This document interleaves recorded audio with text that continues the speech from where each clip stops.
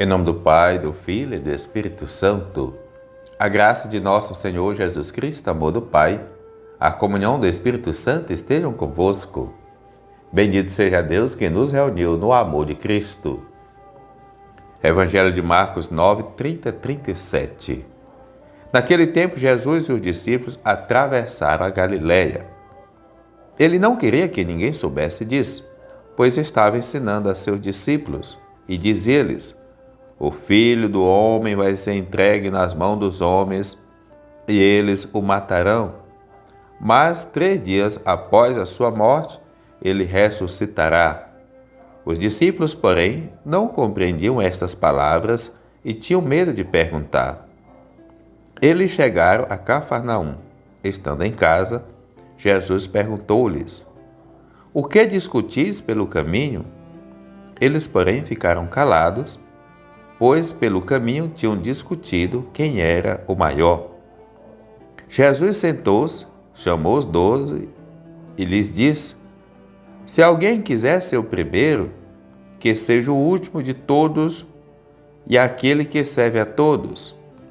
Em seguida, pegou uma criança, colocou-a no meio deles e, abraçando-a, disse: quem acolher em meu nome uma destas crianças, é a mim que estará acolhendo. E quem me acolher, está acolhendo não a mim, mas aquele que me enviou. Palavra da salvação. Glória a vós, Senhor. Irmãos e irmãs, a igreja é povo santo e pecador, porque ela é feita de nós. Nela convivem bons e maus, justos e injustos, servidores e servidos. Alguns males afetam alguns dos seus próprios servidores, entre eles a tentação do clericalismo. O clericalismo não diz respeito só aos ordenados, mas são as nossas atitudes tão quanto alguém que é do clero, por exemplo. A ideia de querer ser servido.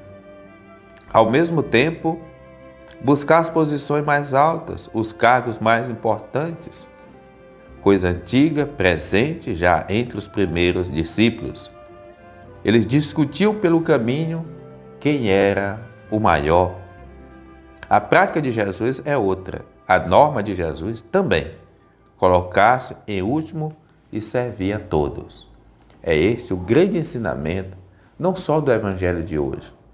Quem não entende que o nosso serviço, que a nossa ação missionária, ela só é do bem se ela for 100% gratuita, infelizmente sofre e faz sofrer. E é por isso que nós sofremos e temos sofrimento no dia a dia missionário. Porque o nosso agir, muitas vezes, ele não é a forma que deve ser o agir do verdadeiro evangelizador, a forma da boa notícia, como foi o Evangelho de Jesus.